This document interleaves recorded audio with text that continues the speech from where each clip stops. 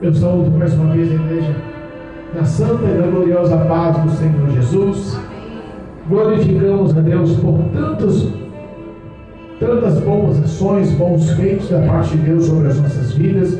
Estamos num culto de domingo, culto com a família, culto de engrandecimento ao nome do Senhor.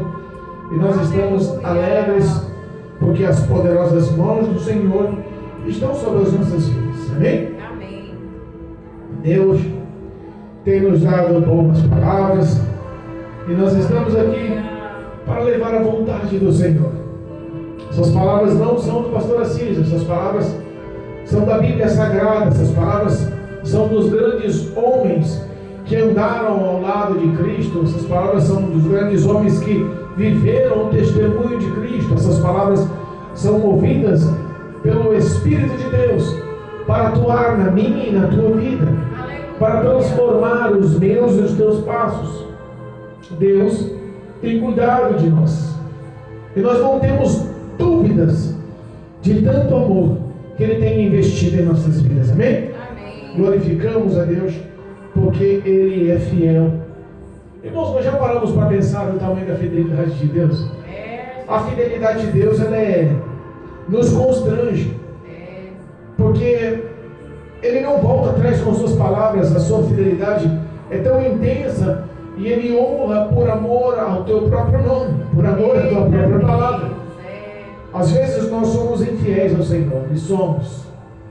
Não há um só sobre a face da terra que se julgue justo, apto e capaz de receber constantemente a presença do Senhor, não. Verdade, meu Deus. A Bíblia nos ensina que por mais que nós sejamos infiéis, Ele permanece fiel. Projeto de amor dado por Deus. Aleluia. E é justamente sobre esse projeto que eu quero falar hoje. Amor, em nome de Jesus. Amém? Amém. Deus me deu uma palavra, está no livro de Lucas, Novo Testamento, o livro do doutor Lucas, Mateus, Marcos, Lucas, em nome de Jesus, capítulo 10, livro de Lucas, capítulo 10, versículo 25 em diante. Essa palavra é uma palavra muito conhecida, bonita, muito profunda. Aos que tiverem condições, tempo, ocasião, a situação for oportuna e puderem nos acompanhar na leitura através da Bíblia Sagrada, onde quer que vocês estejam. Às vezes estão no capítulo 10, versículo 25 em diante. Capítulo 10 de Lucas, versículo 25 em diante. Às vezes estão no seu momento de lazer, ou às vezes estão no seu momento de trabalho, às vezes estão com suas famílias, não sabemos o dia e nem a hora ao qual esse vídeo, essa pregação chegue até você, mas se tiver a oportunidade, se esforce, pegue a palavra de Deus, acompanhe a leitura conosco, em nome de Jesus. Amém? Amém. Deus é poderoso para te honrar, para a glória de Deus. Glória a Deus. Versículo 25 em diante diz assim, o tema da leitura, a parábola do bom samaritano. Diz a palavra do Senhor, versículo 25. E eis que se levantou um certo doutor da lei, tentando-o e dizendo, mestre, que farei para herdar a vida eterna? E ele lhe disse, que está escrito na lei?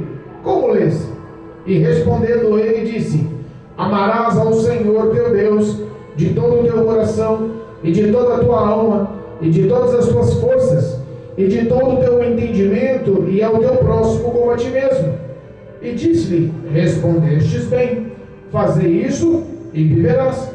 E ele, porém, querendo justificar-se a si mesmo, disse a Jesus, e quem é o meu próximo? E respondendo Jesus disse, descia um homem de Jerusalém para Jericó, e caindo nas mãos dos salteadores, os quais os despojaram, e espancando-o se retiraram, deixando o meio morto. E ocasionalmente descia pelo mesmo caminho certo sacerdote, e vendo-o, passou de largo. E de igual modo também um levita, chegando àquele lugar e vendo-o, passou de largo. Mas um samaritano que ia de viagem chegou ao pé dele, e vendo-o, moveu-se de íntima compaixão. E aproximando-se, atou-lhe as feridas, e aplicou-lhe azeite e vinho, e pondo-o sobre uma cavalgadura, levou-o para uma estalagem e cuidou dele. E partindo ao outro dia, tirou 2 dinheiros e deu ao hospedeiro, e disse-lhe: cuida dele, e tudo quanto mais gastardes, eu te pagarei quando voltar.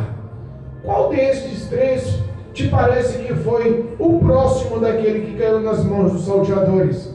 E ele disse: o que usou de misericórdia para com ele. Disse, pois, Jesus: vai e faze da mesma maneira. Amém? Deus, amém. Louvado seja Deus. Irmãos, nós temos uma palavra, Aleluia, poderosa. uma palavra extremamente forte. Quando fala-se de amor, fala-se também de caráter. Quando fala-se de amor, fala-se também de obras. Quando fala-se de amor, fala-se de Deus. Glória a Deus. Não há outro que possa representar maior ou melhor o amor do que o nosso Senhor e Salvador. Não há outro que possa representar o amor do que o próprio Deus Pai. A Bíblia nos ensina aqui, João capítulo 3, 16, que Deus amou o mundo de tal maneira que deu o seu unigênito Filho, para que todo aquele que nele crê não pereça, mas tenha vida eterna. Olha só,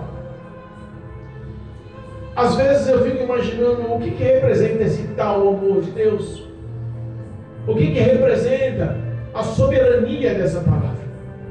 Paulo nos ensina em Coríntios, 1 Coríntios, que fala, capítulo 13, que fala sobre o amor, que não importa as suas qualificações, não importa a tua influência social, não importa a tua cultura. Você pode ser apto e capaz de falar todas as línguas dos homens, de todos os continentes, de todas as nações, de toda a ideologia, até a língua dos anjos. Se não tiver amor, de nada vale.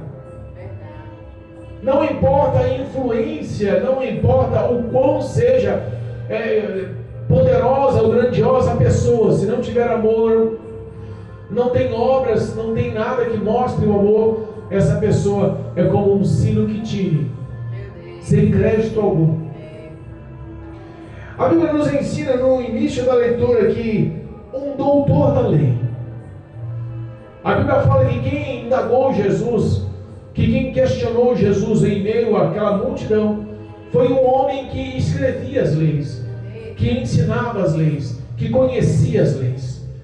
É fácil você entender 2 crianças indagando sobre um tema, porque elas não têm cultura, elas não têm entendimento. Imagina 2 crianças brincando com um carrinho e uma faz a pergunta para a outra sobre aquele carrinho. É fácil de se entender.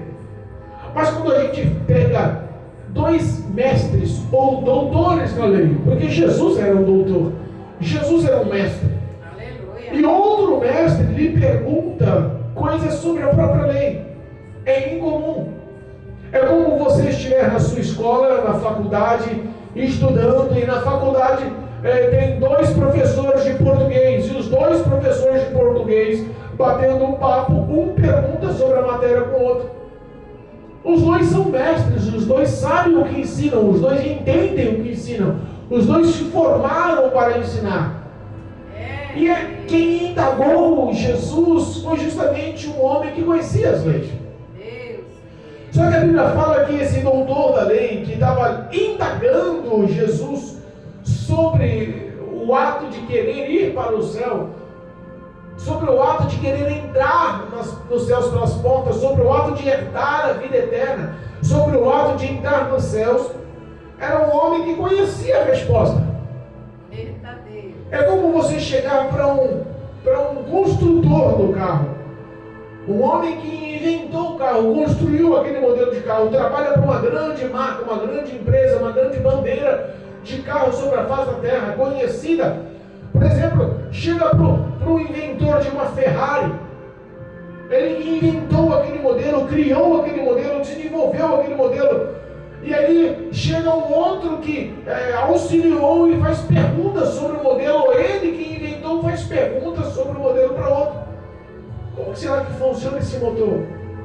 Foi ele que desenvolveu o motor. Então, não tinha muita lógica. Perdão, não tinha muita lógica aquele doutor da lei estar questionando Jesus o que ele faria para herdar o reino dos céus.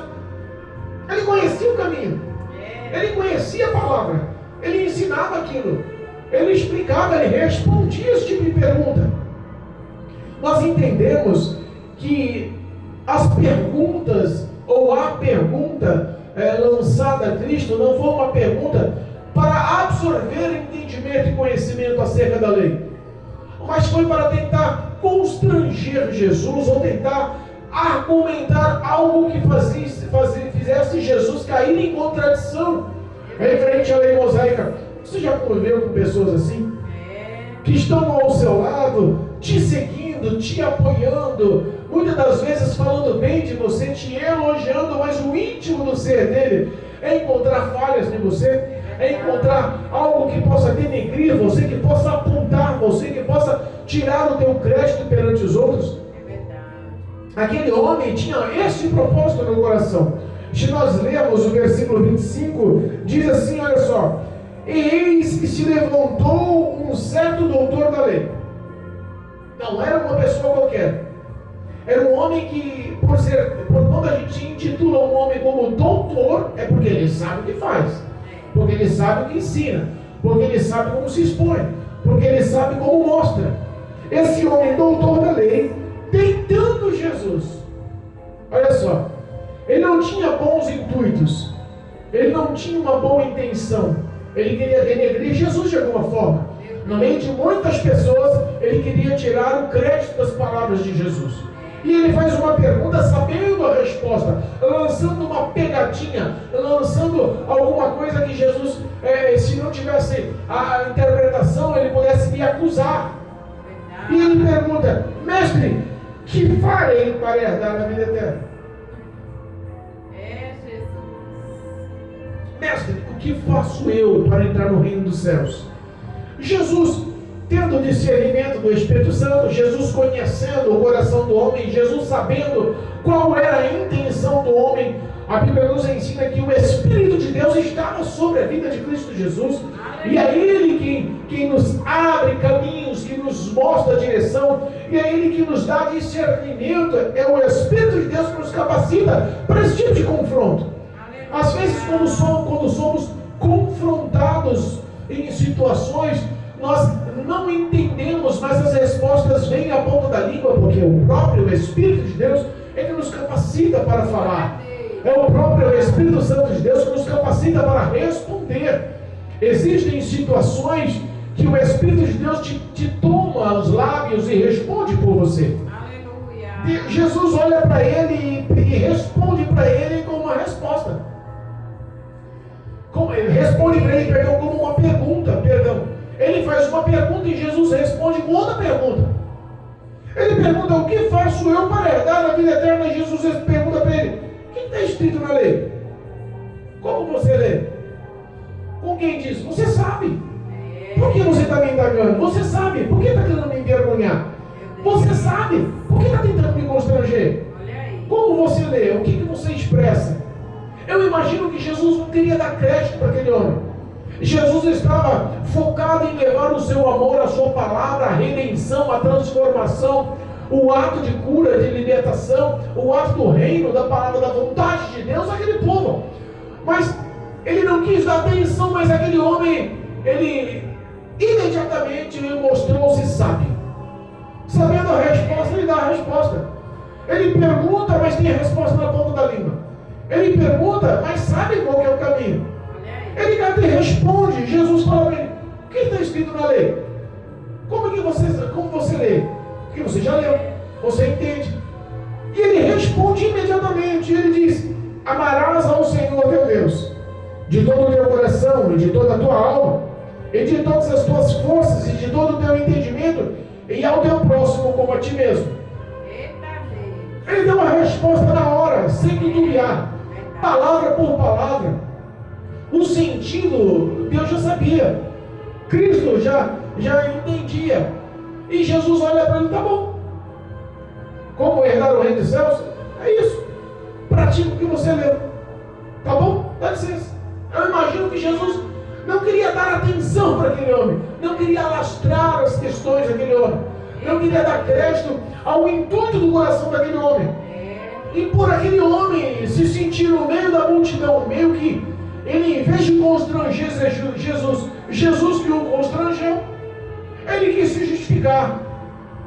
Ele viu que ele queria deixar Jesus sem graça, mas quem ficou sem graça foi ele no meio da multidão.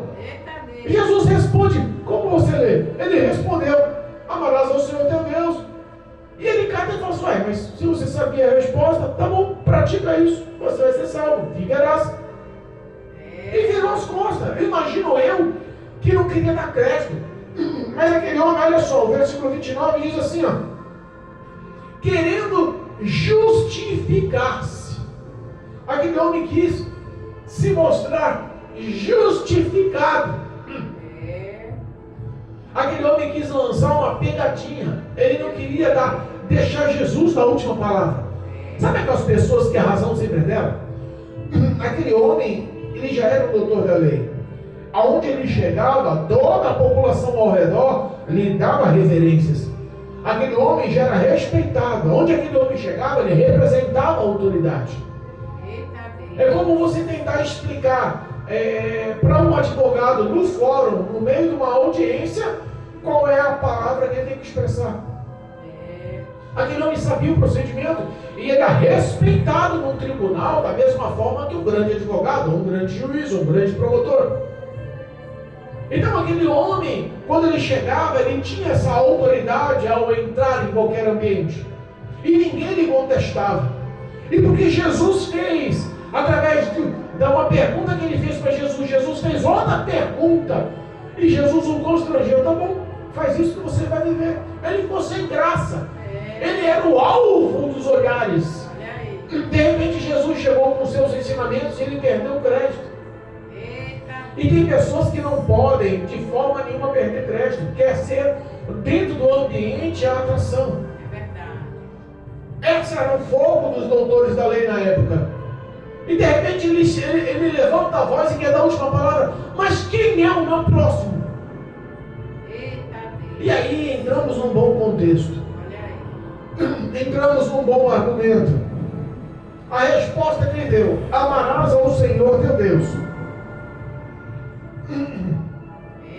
Versículo 27 diz assim: amarás ao Senhor teu Deus de todo o teu coração, com toda a tua alma, com todas as tuas forças e todo o teu entendimento, e ao teu próximo como a ti mesmo. E depois, ele sabendo qual era a resposta, ele pergunta: quem é o meu próximo? Deus, ele conhecia pelas Escrituras. Deus, não houve argumentação. A palavra revela quem é Deus. Só que Jesus quis mostrar que não era só a revelação da palavra, mas sim a ação da palavra. Aleluia. E ele responde: o meu próximo, o teu próximo como a ti mesmo. E aí entra um contexto: quem é o meu próximo? Para começar, não adianta a gente saber quem é o próximo se a gente não se ama a si mesmo. Diz: amarás ao teu próximo como a ti mesmo, mas tem gente que não sabe nem se amar. Não adianta você saber quem é o próximo se você não se ama. Quantas pessoas estão vivendo vidas amarguradas, vidas afundadas em tanto charco de lodo, tanto pecado, tanto erro, vidas que pessoas olham para si e falam assim: eu não tenho futuro, não tenho crédito, não tenho sonhos, a minha vida é tentar sobreviver dia a dia. Meu Deus. Pessoas que estão tão amargas que não conseguem atrair ninguém ao seu lado, não conseguem conviver, não conseguem ser socialmente aceitas. Pessoas que só olham para si. O argumento de sobrevivência é o egoísmo, é o orgulho. Como pode pessoas assim saber amar ao próximo se não dão valor e não sabem nem se amar? Não sabem valorizar o que Deus lhe dera.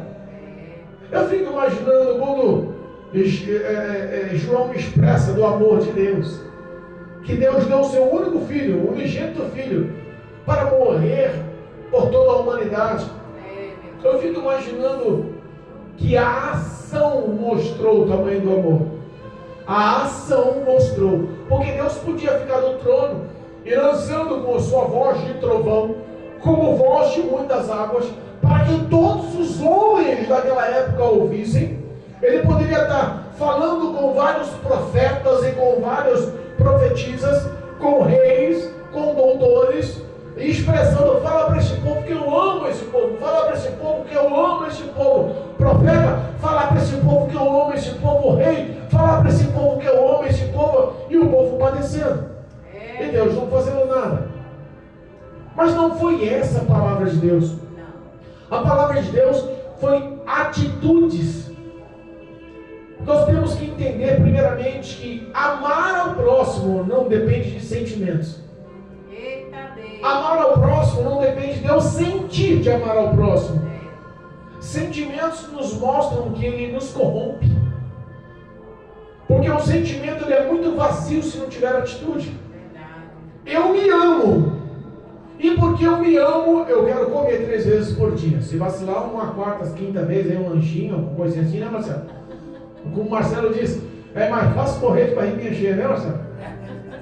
Eu me amo, mas eu quero tomar meu banho. Eu me amo, mas eu quero dormir numa cama macia, quentinha, com um cobertorzinho. Eu me amo, mas eu quero cuidar de mim. Eu gosto de roupa nova, gosto de ter meu lazer. É por isso que eu me amo, porque eu cuido de mim. E se eu me amo e quero o bem para mim, eu tenho que aprender a amar o próximo. Porque quando você aprende o que é amar o próximo, você aprende verdadeiramente os teus interesses é o mesmo interesse do próximo. E se eu me amo, como posso eu querer ter as minhas refeições diárias, tomar a minha água pura, filtradinha, geladinha, ter uma refeição bacaninha com uma misturinha, uma saladinha, ou eu posso ver a necessidade do próximo deitado num papelão, pedindo uma esmola para comer um pedaço de pão, não tendo um cobertor pelas madrugadas frias, embaixo de todos, ou em alguns degraus, ou embaixo de viadutos, fugindo da chuva pela madrugada, vendo pessoas se destruírem através dos vícios, e eu olhar e falar assim: eu amo demais o meu próximo, mas não vou fazer nada não, cada um por si. Não foi essa ação que estava descrita na lei. A lei diz que eu tenho que amar o meu próximo como eu amo a mim mesmo. Então primeiro eu tenho que aprender a amar-me. E depois que eu aprender a amar a mim, eu tenho que aprender a amar o próximo de igual modo. Aleluia. E aí entra a pergunta de Jesus. A pergunta para Jesus, perdão: quem é o meu próximo? Nós cristãos, nós temos que analisar muito bem isso, porque amar o próximo não depende de ser cristão. Você sabe que tem muitas pessoas de outros credos, outras religiões, de outras culturas, de outras denominações que amam muito mais do que os cristãos. Eu conheço uma pessoa que é espírita, que quando eu tive necessidade, mesmo sendo cristão, não conseguiu uma cesta básica na igreja, mas fui num centro espírita e ela me deu uma cesta básica. Pastor, você foi, pegou alimento? Mas peguei. Estava no início da minha fé. Cristo estava me provando de todas as formas. Eu vivi uma vida de um padrão elevado antes de estar na presença do Senhor. Carro esportivo do ano, motos de altas cilindradas, cartões de crédito sem limite. Vivi uma vida exuberante, com roupas, viagens, jantares. Mas quando Cristo me aceitou, porque foi Ele que me escolheu e me aceitou. Aleluia. Foi Ele que decidiu me resgatar, foi Ele que decidiu me amar, foi Ele que decidiu investir o teu amor na minha vida. Então, para aquele buraco que estava no meu coração, que o dinheiro não tapava. Quando Ele me acolheu nos braços, Ele falou: agora eu vou te ensinar a depender de mim pela fé. E tirou tudo de mim. Tudo de mim. Almoçava todos os dias em restaurantes. E jantava em restaurantes nobres. Eu comia muito melhor. De repente, aceitando Jesus, eu estava orando a Deus: Senhor, tenha misericórdia. manda uma misturinha, manda um feijão, porque só arroz cozido na água está difícil. É assim que Deus faz. E nós começamos a aprender a ser lapidado e transformado, e Deus começou a mostrar que o amor dele era suficiente para preencher o meu ser. Aleluia. Mas nós cristãos enxergamos de uma forma outrora. Muitas das vezes temos sido lapidado, transformado, acolhido, mas não conseguimos agir de igual modo. Muitas pessoas olham e se intitulam: não, eu sou de tal igreja, não posso me relacionar, amar, abençoar, eu não posso prover, eu não posso acolher, eu não posso fazer nada para aquela irmã, para aquele irmão da outra denominação, porque lá eles não falam em línguas estranhas. Não posso amar uma pessoa dessa, conviver com uma pessoa dessa, acolher uma pessoa dessa. Não, eu sou pentecostal até o tutano. As pessoas tradicionalistas não querem envolvimento não, cada um para si. Não, mas eu sou crente, jamais vou andar, eu vou acolher, eu vou ajudar, eu vou abençoar um católico. Não, eu sou crente, conviver com um macumbeiro de jeito nenhum. Se ele passar dificuldade, ele que se vire, vá lá, não sei, correr atrás. Amar ao próximo não requer sentimentos, requer atitudes. Aleluia. Pastor, mas por que você está falando isso? Porque Jesus, quando morreu na cruz do Calvário, ele não olhou quem eram as pessoas, ele olhou o que eram as pessoas. Glória a Deus. Quem eram as pessoas eram pecadoras, e o que ele olhou foi almas que necessitavam ser amadas. Ele morreu por todos nós na cruz do Calvário, e ele diz: vinde a mim todos. Ele não faz acepção de pessoas, mas nós fazemos. Nós fazemos. Não vou ajudar aquele bêbado não, porque toda vez que eu dou uma coisa para ele, ele nem dá obrigado. É verdade, não dá nem obrigado. Não, está passando frio ali, problema dele. Vai tomar uma cachaça aqui esquerda, porque eu não vou dar nada para ele não. Às vezes o armário está repleto de roupas, e você está vendo uma pessoa necessitada que diz que ama, dentro do ministério, da tua igreja, com uma blusinha fininha, você fala: quem sabe alguém possa ajudá-la. É assim mesmo, meu Deus. Algumas ações têm que ser expressas porque nós queremos mostrar amor e ser bem vistos porque nos bajulam. Queremos ser aprovados porque nos aprovam. Queremos ser acolhidos porque nos acolhem. A leitura oficial nos mostrou isso hoje. A leitura oficial foi em Colossenses. Louvado seja Deus. Colossenses capítulo 2. Engrandecido é o nome do Cordeiro vivo. Olha só.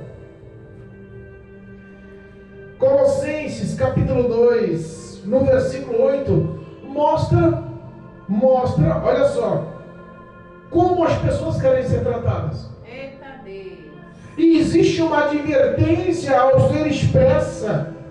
Olha o tema dessa leitura, da leitura oficial: advertência acerca das falsas doutrinas.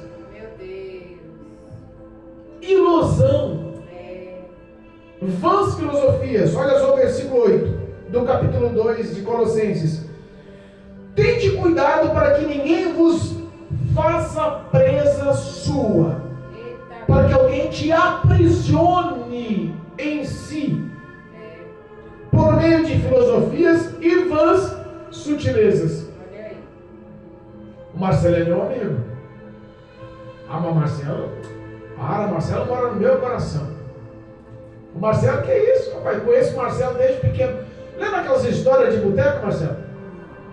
O cara, para arrancar uma cerveja de você, para arrancar uma pinga, ele falava que você era o melhor amigo dele. Não era assim? Eu vivi muito isso. O pastor Assis, quando estava nas madrugadas, bêbado, com dinheiro no bolso, era rodeado de amigos. É a mesma situação que infelizmente está acontecendo dentro das igrejas. Pessoas no bolso. Repara que não importa o dia, a hora, o local, o momento. Se você entra no boteco, todo mundo te cumprimenta. Vãs filosofias. Todo mundo dá um tapinha no ombro. Vãs filosofias. Vãs sutilezas. Esse é meu amigo, rapaz. Conheço há um tempão. Passou a noite aí com a gente. Uma noite passada aí, vai. Gente boa, pagou pra todo mundo. Com ele não tem nada não. O cara. E se alguém tocar nele, toca em mim. Se alguém falar mal dele, vai falar comigo. Se alguém bater nele, eu quero o cara. Não é assim, Marcelo? Igualzinho nas igrejas. Mas no pecado, no mundo, na noitada, é uma coisa. Dentro da igreja, não. O julgamento para a igreja vai ser mais pesado. O julgamento da igreja vai ser mais árduo. Porque no mundo não conhecemos a verdade das Escrituras. Mas dentro da igreja, não. Existe um discernimento, uma luz que nos mostrada. Existe um caminho que é o próprio Cristo e Ele representa essa verdade. Aleluia. Glória a Deus. Mas pessoas estão sendo, olha só, enganadas. Está dizendo aqui, ó, não se faça presa por meios de filosofias e vãs sutilezas, segundo a tradição dos homens, segundo os rudimentos do mundo e não segundo Cristo. Olha aí, papai.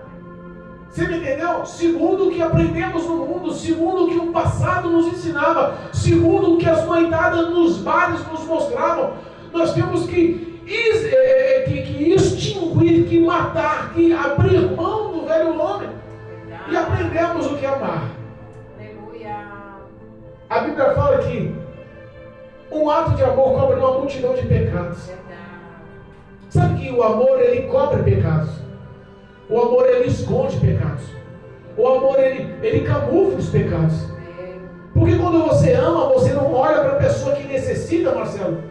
Você não olha para a pessoa segundo o teu olhar carnal, mas segundo o teu olhar de amor. Ela está necessitada. Quem tem fome tem pressa. Ela está com frio.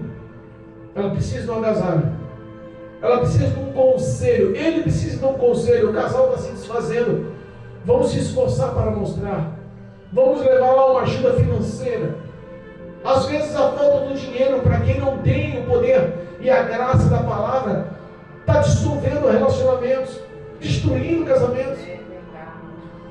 E às vezes o que para nós é pouco, para eles pode ser a salvação. Às vezes R$100 pode unir um casamento. Por incrível que pareça.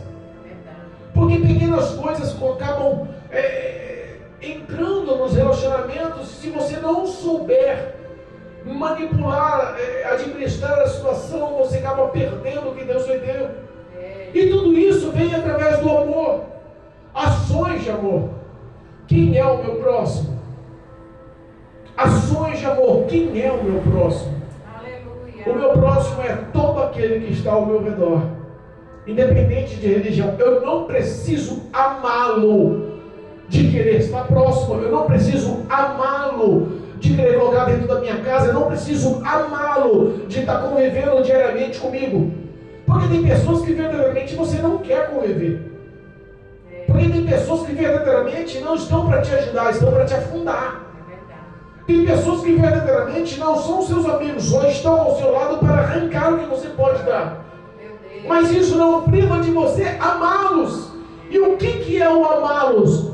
Não é ter amizade, proximidade, intimidade, é você ajudar, mesmo sem querer estar sentindo. Porque a Bíblia fala em Provérbios que o nosso coração é tolo. Nosso coração nos engana. O nosso coração nos engana, ele nos ilude, ele nos direciona para o erro. Então, se nós formos esperar amar alguém com sentimentos para abençoá-lo, esquece. Esquece. Quer um exemplo de Deus, quer um exemplo de Cristo, quer um exemplo dos céus? Ele nos amou, mesmo sem nós nos conhecermos. Como é que você ama alguém sem conhecer? Como é que você pode ser amado por alguém sem a pessoa te conhecer? É essa a verdade. É essa a verdade do amor.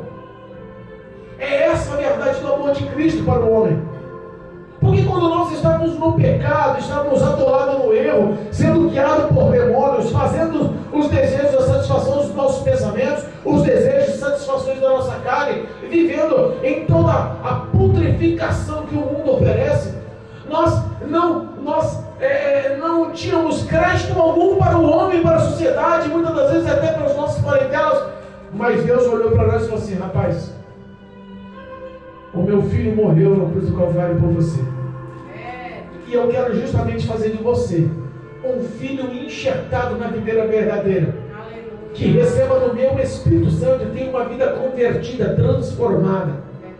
Os seus caminhos são maus hoje, mas eu quero tirar você desse caminho e tirar e convertê-lo para outro caminho, caminho de boas obras, caminhos de paz, caminhos de felicidade, caminhos de amor. Aquele homem olha e fala: mas mestre, quem é o meu próximo?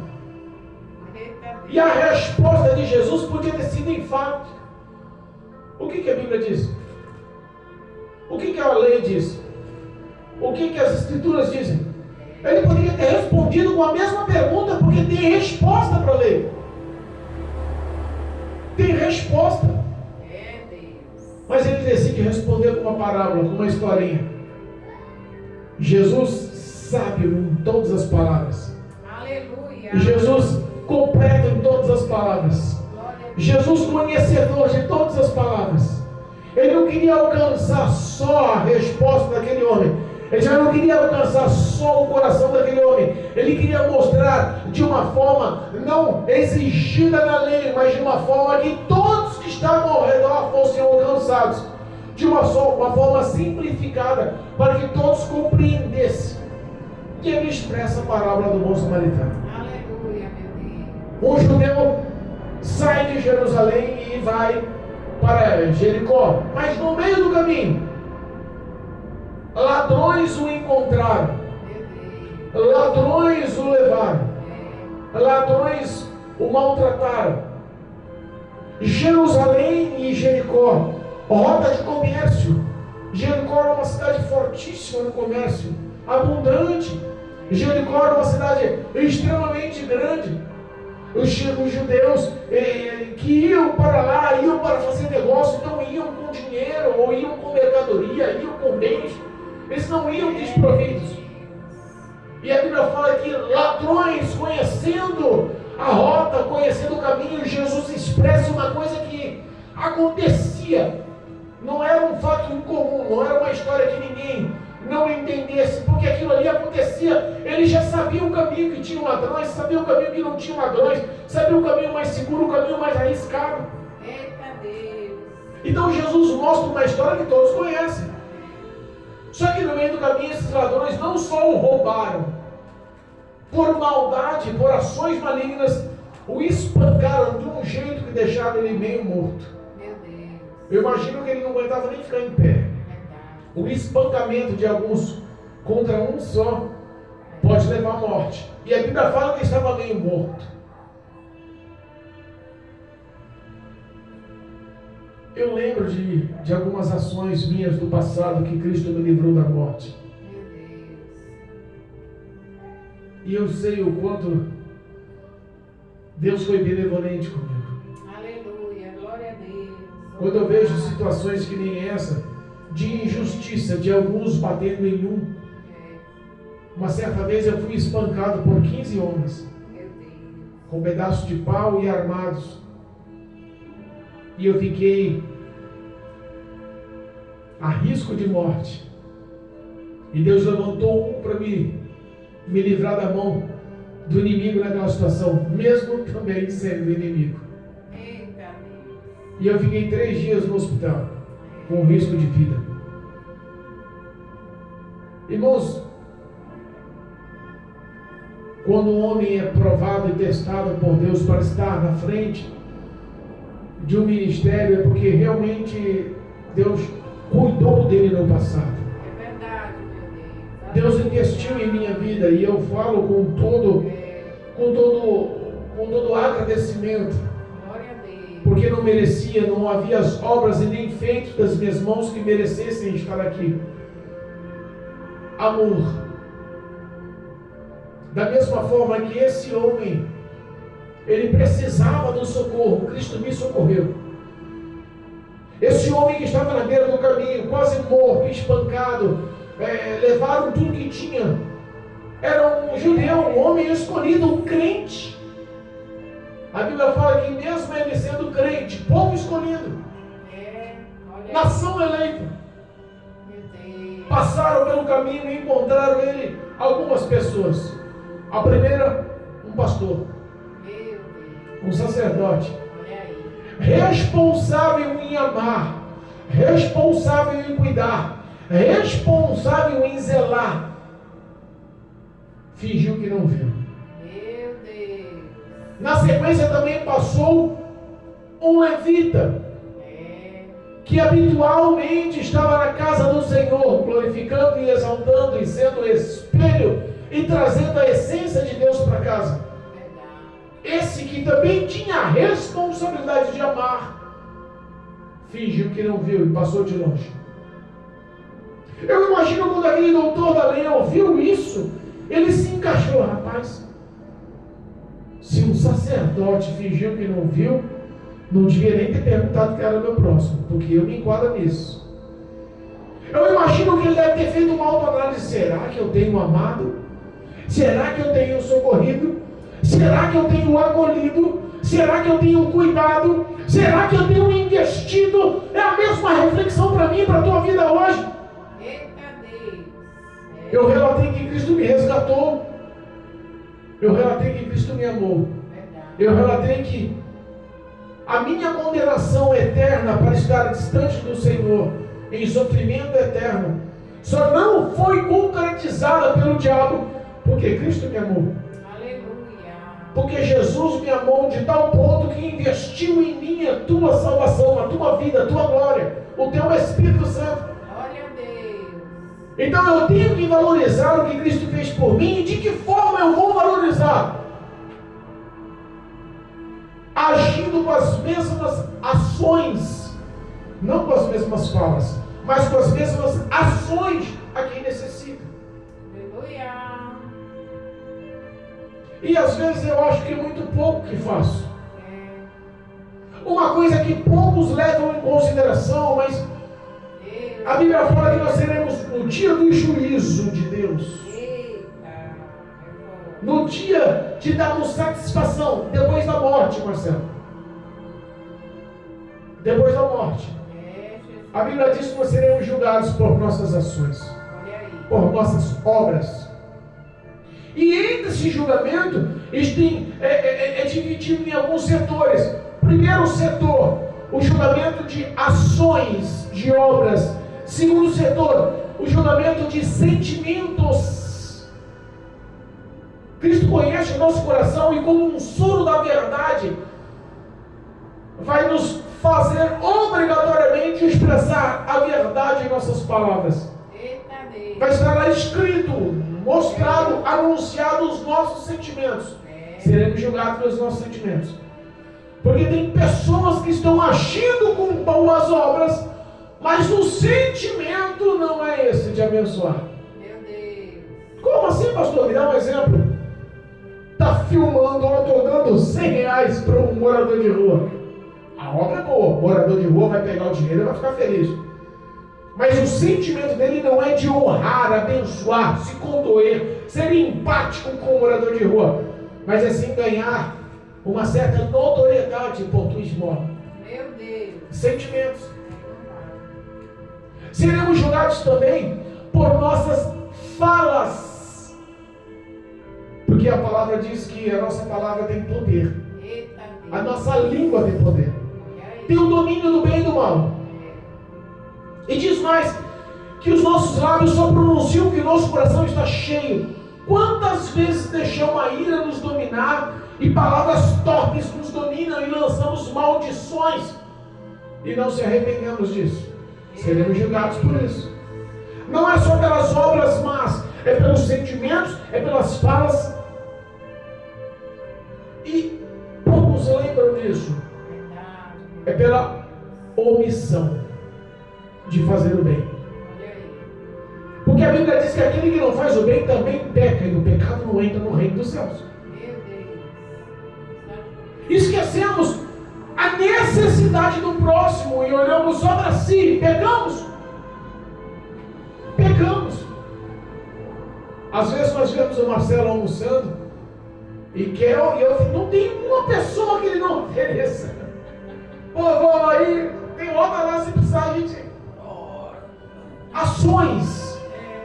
Ações. E se alguém falar, Marcelo, você tem outra assim? Pega lá pra mim, eu tô com fome. Ele vai pôr o pratinho dele ali, vai correr para pegar o outro. E não estamos falando porque queremos encher de crédito a vida do Marcelo, mas é porque essa é a rotina do Marcelo. É o pensamento, é a ação, é o sentimento, é a atitude que mostra o caráter de quem é o Marcelo. Entendeu? Pensamentos aprovados por Deus, atitudes aprovadas por Deus. Mas tem pessoas que infelizmente pode ser boas em palavras e péssimas em sentimentos. Podem ser boas em atitudes e péssimas em pensamentos. Podem ser aptas em abençoar, mas só olham para si, não estão a fim de honrar o próximo.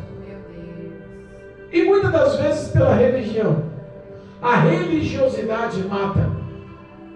Quando aquele homem olhou que o sacerdote fingiu não ver aquele homem meio morto que era judeu, que fazia parte da genealogia deles, meio morto, quando ouviu que um levita, que um pastor, que um cantor evangélico fez vista grossa e deixou o homem meio morto no caminho, ele pensou, meu Deus, se nós mesmos não estamos socorrendo uns aos outros, quem é que vai socorrer esse homem?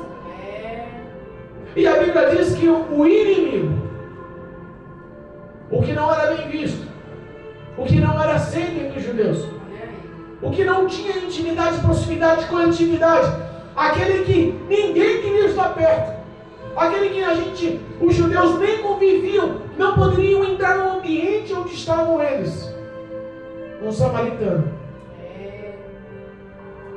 Chegou e se aproximou. Ele não passou de longe não, ele decidiu se aproximar. E quando ele viu, ele não fez outra ação a não ser mover-se de íntima compaixão. Aleluia. A íntima compaixão.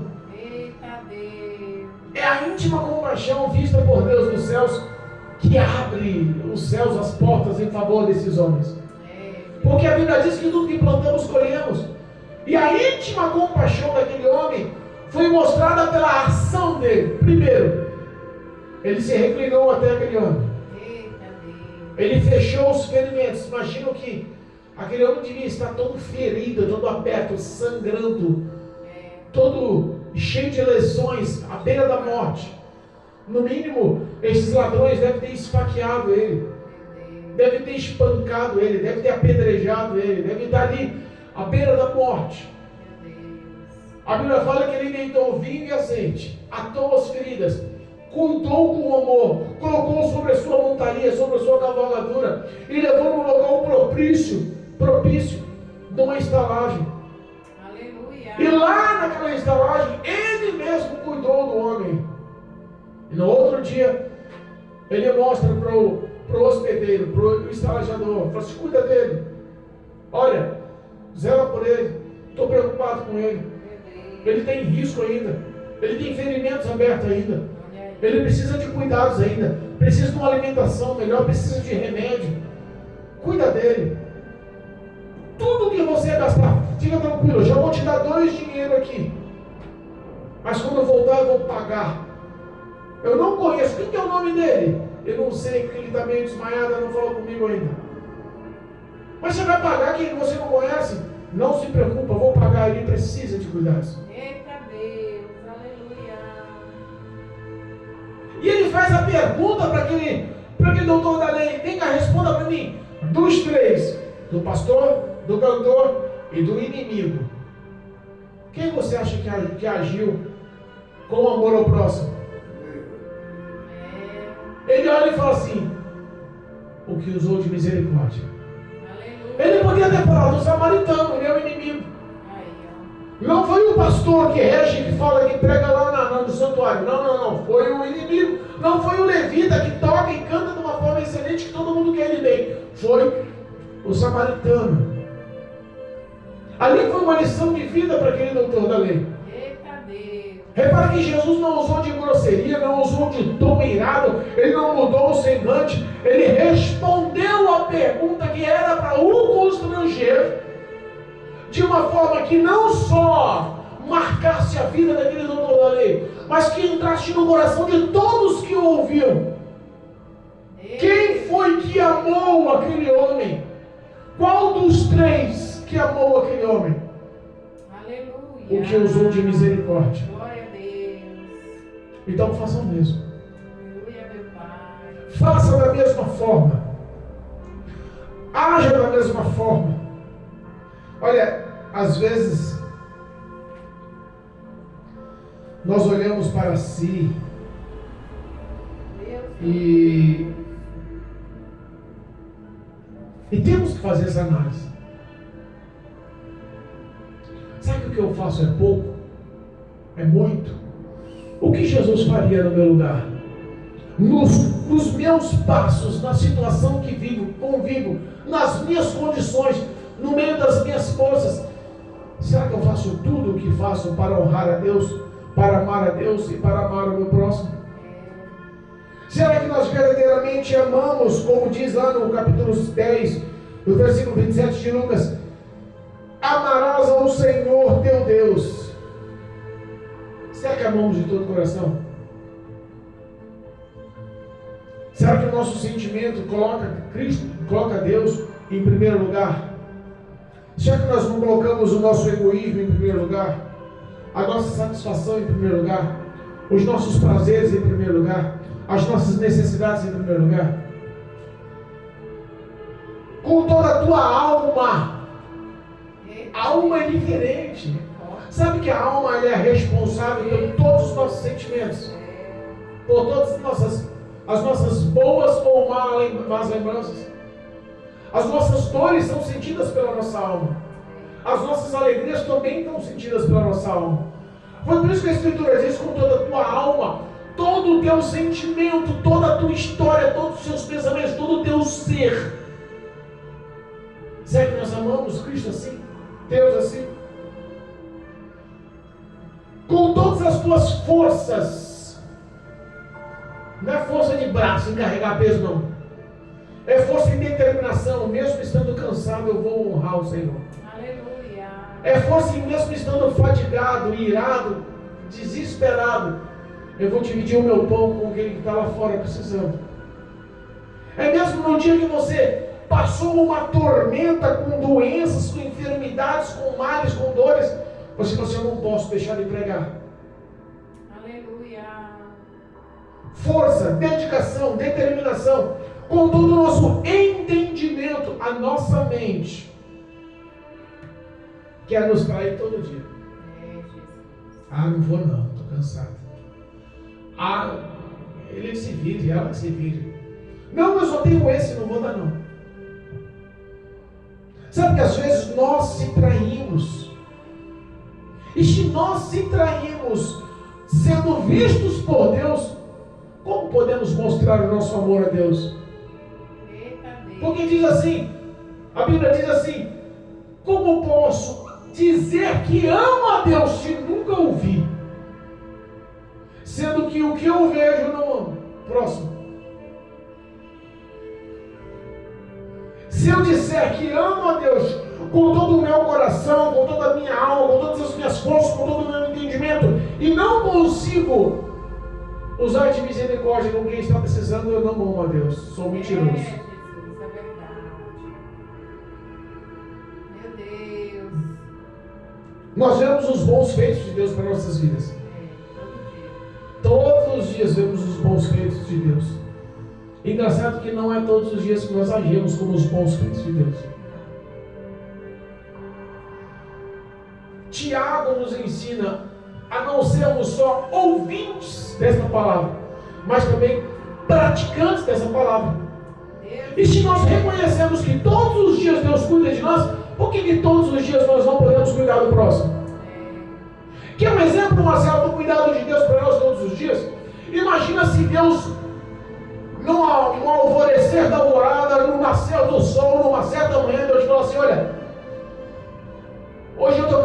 concordo, não vou investir no oxigênio não. Eita.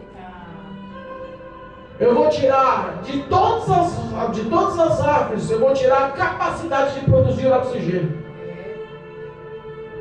E daqui meia hora vai acabar o oxigênio em todo o planeta. Não estou a fim de produzir oxigênio hoje. Porque tudo está no comando de Deus, no controle de Deus, na obra de Deus, no querer de Deus. Quem é que sobrevive sem oxigênio? Imagina o dia que Deus falou assim, quer saber da coisa? A filtragem, a purificação, a transformação dessa água salgada através da evaporação e da chuva, ou através da filtragem, através de toda a evolução que eu fiz para que seja potável, para que o homem beba todos os dias. Hoje eu não estou afim, não. Vou deixar essa água ficar amarga. Não vou deixar mais subir. Vou deixar que as fontes sequem. Vou deixar que as represas acabem. Pouco tempo não vai ter mais água potável. O que seria do homem? E repara que isso são ações de Deus. Hoje eu decidi dar ordem para a terra para não mais produzir alimento. Chega de produzir alimento. Vou castigar esse povo. O alimento que eles têm de reserva, em pouco tempo acabam, eu vou castigar, não vou mais dar alimento não.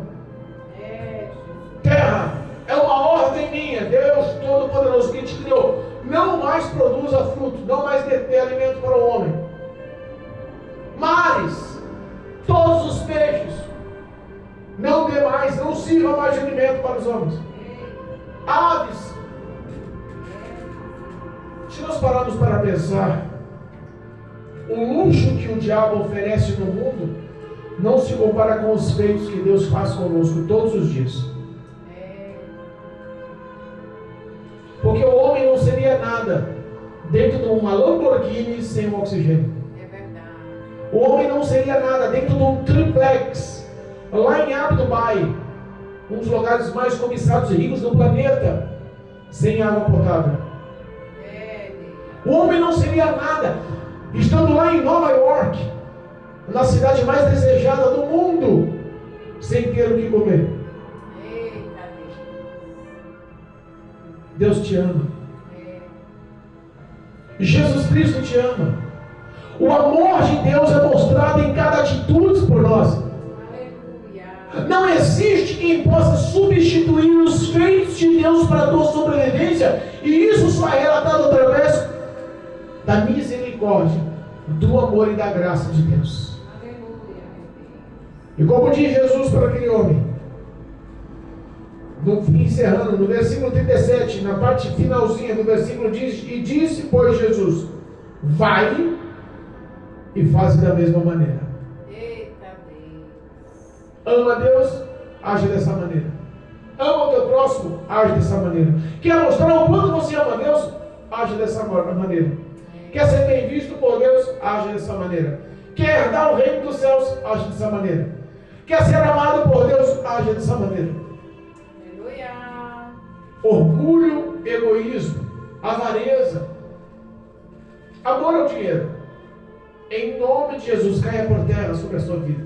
Deus Todo-Poderoso. Que Deus te conceda verdadeiro amor. Aleluia. Em nome de Jesus. Em nome de Jesus. Amém. Amém.